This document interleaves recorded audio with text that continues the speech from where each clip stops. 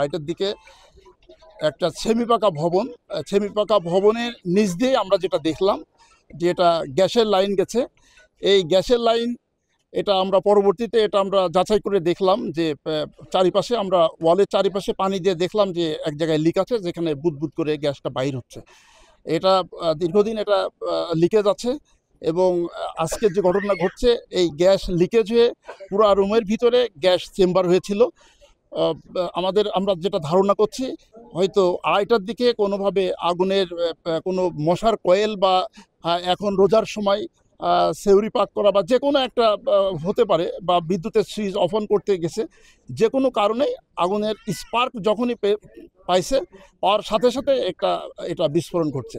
আমরা যেটা দেখেছি যে পাশে 2টা রুম, একটাতে 5 জন ছিল, একটাতে 3 জন ছিল, 8 জনাই এখানে দগ্ধ হয়েছে।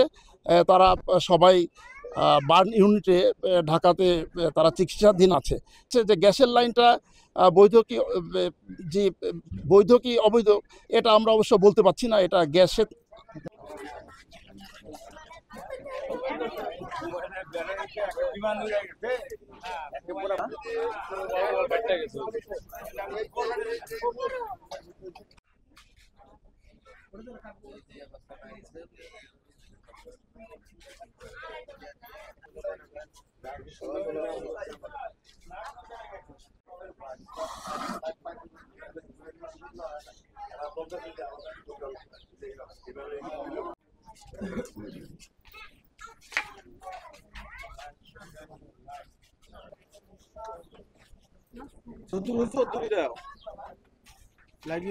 মোবাইলের চার্জার মোবাইলের ব্যাটারি ব্লাস্ট, কারণ ওয়ার্ডরোবের উপরে ছিল, ওয়ার্ডরোবের উপরে ওটা পুড়ে গেছে।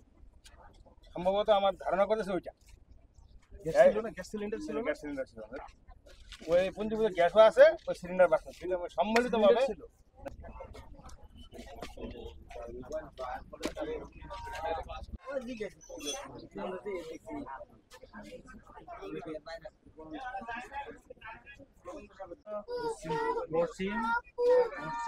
ধনকুন্ডা ইব্রাহিমের 288 পশ্চিম ধনকুন্ডা ইব্রাহিম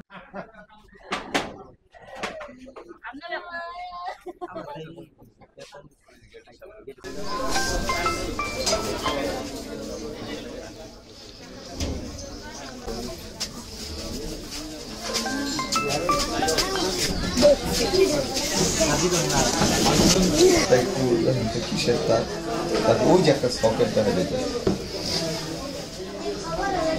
এই যে চার্জার,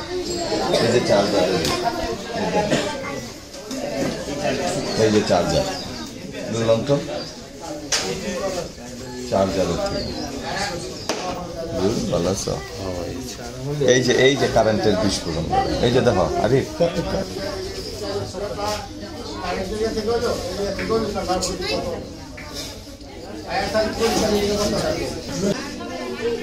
মোবাইলের চার্জার বা কি গ্যাস সিলিন্ডার ব্যবহার করতো, সিলিন্ডার গ্যাস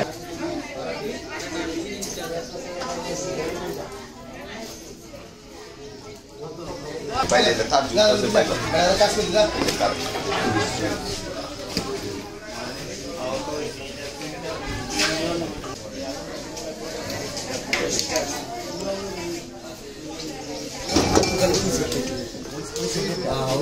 বিদ্যুতের মিটারটা কোথায়?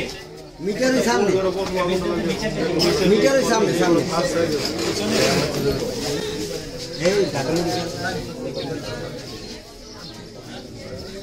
ভাই আপনি একটু ছবি তোলেন।